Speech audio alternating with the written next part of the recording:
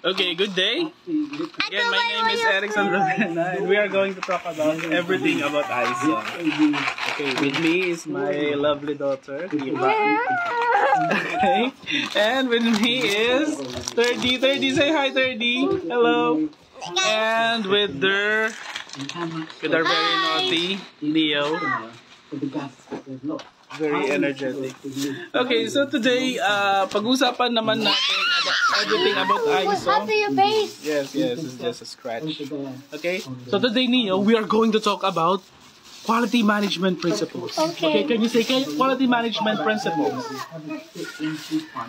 Okay, so for an organization who has already an existing ISO 9001 2015 established compliant process and ISO 9001, one of the important principles to take into account is quality management principles. So, sinasabi ni ISO na if you are going to adopt, if you are going to implement ISO compliant processes, it is very important to embody also the quality management principles. Kumbaga parang tayong mga tao, may mga kanya-kanyang prinsipyo tayo sa buhay. And si ISO, sinasabi niya na ang organization, kung magpapacertify siya sa ISO 9001, i-adapt niya yung mga requirements sa 9001, eh mas maigi na sa buhay ng organization na to ang nakalistang quality management principles ng ISO. Okay, so what are those quality management principles? So we have 7. Ayan, tumama ka kasi. Ingat. Okay, so we have 7 quality management principles, and we can use the acronym CLEPIER or CLEPIER. So it sounds like happier. Okay, so we have 7 quality management principles, CLEPIER. And from this acronym, letter C stands for customer focus. Okay, so again, customer focus. Pag sinabing customer focus, from the word itself, focus ka sa customer mo. Okay, so ibig sabihin nito, we are going to do everything para ma-meet natin ang needs and expectations ng mga customers. We prevent customer complaints, and merong mga problem regarding sa product, sa serbisyo na nire-render natin sa customer natin, ang organization, top management gagawa ng paraan para masolusyonan ito. Kasi nga, focus tayo sa customer. Kailangan ma-meet palagi ang expectations, needs and expectations ng mga customers natin. Second quality management principle is what we call leadership. And a lot of people are saying na yung success ng organization is nakadepende sa leader that they have, which is really indeed that is the case. So bakit napaka-importante ng principles na to? So actually pag sinabing leadership, lagi tayong nakatingin dun sa sa pinaka mataas na mataas na pinuno ng isang organisasyon. Pero yun nga po, meron tayong sinasabing mga board of directors, may mga CEO. Pero isa sa mga kailangang isipin din ng organization is yung mga department heads din. So bawat mga departamento na i-establish ng organization, kailangan they should practice leadership. Bakit napaka-importante nito? Kasi nga may mga sineset tayo na targets, and it is very important, the leadership is very important para lahat ng nagtatrabaho dun sa departamento na yun, sa unit na yun, is align dun sa itinakdang targets ng mga business unit. And syempre pataas yan. Sa mga departamento nagsiset sila ng targets para ma-meet yung mga targets ng mga nakakataas ng mga CEO, and also yun din yung inaasam ng mga board of directors. Okay, so leadership is very important, and kailangan syempre yung mga behavior at saka yung attitudes of being a good leader, kailangan nagre-reflect din sa mga leaders ng organization. The third quality management principle is what we call engagement of people. Very important also, this principle is related to the second principle, which is leadership. Because indeed, it is very important to engage people. Napaka-importante. Lahat ng mga tao nagtatrabaho sa isang organization. Again, lahat ng mga tao nagtatrabaho sa organization kasi meron silang function na ginagawa. At trabaho ng mga leaders na to engage with these people. Napaka-importante. What do we mean by engaging with people? So you talk to your people. You motivate them. You tell them what is the problem. And it is very important na naka-align mga subordinates, yung mga tao na yun, dun sa mga sinet natin na targets. So, it is working hand in hand, leadership and engagement of people. Because it is, hindi pwedeng maging nonchalant ang mga leaders. Kailangan laging, nag-i-engage yung mga leaders para to make sure na sarili kailangan micromanage. Kasi, ito, dear viewers,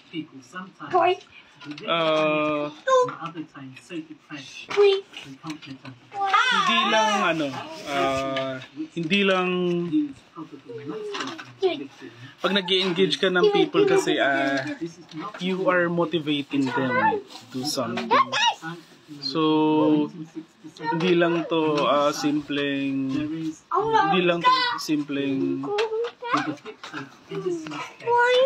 pagtatrabaho na nakalagay dun sa mga procedures. Dito papasok yung mga soft skills ng mga leaders. Okay, on how they will motivate the people to do to excel in their responsibilities and their functions, and at the same time meeting the targets of the established targets of the unit. So very important, engagement of people. The fourth quality management principle is what we call process approach. So we've already discussed process approach in one of our videos, in one of our vlogs. So you can click it on our comments in this video. So it's the process approach. It's also one of the quality management principles. Next, the fifth quality management principle is what we call, ano ba yung letter I? Nakalimutan ko na yung letter I. Improvement! Ayun, improvement. Okay. Okay, improvement. This is the fifth quality management principle. And actually, it is the essence why organizations choose to be certified in an international standard. Because again, lahat ng mga standards, lahat ng ISO standards, they have a requirement of improvement. So, improvement, again, going back to the definition of quality. Quality is a degree to which a set of inherent characteristics of an object fulfills requirement. So quality exists in a spectrum. So it means that there is no such thing as best. There's always a better way of creating products. There is always a better way of rendering your services to the clients. There is always a better way. Okay, so that is improvement. Hello. Okay, and for the sixth quality management principles, so the sixth quality management principle is what we called evidence-based decision making. Again, letter E is evidence-based decision making. So This is the sixth quality management principle. So lalong-lalo na actually ito dapat magre-reflect again, lahat ng mga sinasabi kong quality management principles, hindi lang ito yung mga key personnel ng ISO na auditors, quality management consultants. Dapat lahat ng tao should embody this kind of principle. So evidence-based decision making, which means that pag nagdi-decision ka, kailangan meron kang facts na ipapakita sa kanila. Ano pinanggalingan, ano naging basis ng mga decision mo.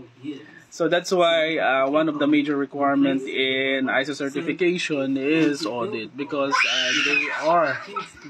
they are doing decisions based on the observations, based on the information collected by the auditors that will help the organization improve as a better organization. Okay? And lalo na sa mga monitoring and measurement also is a requirement of ISO 9001, which means that pagka nag-reset kayo ng target, napaka-importante na meron kayong monitoring and measurement. May mga tao na naka-assign to monitor and measure those kind of targets that you have established para masabi natin kung we are doing good in our organization. We are doing good in our organization. So again, that's evidence-based decision making. And last but not the least, letter R, relationship management. Okay, so sa mga jowa nga natin, na mamanage natin yung relationship, dapat pati rin sa mga customers natin and also sa suppliers natin. And also, very important, the top management to subordinates relationship.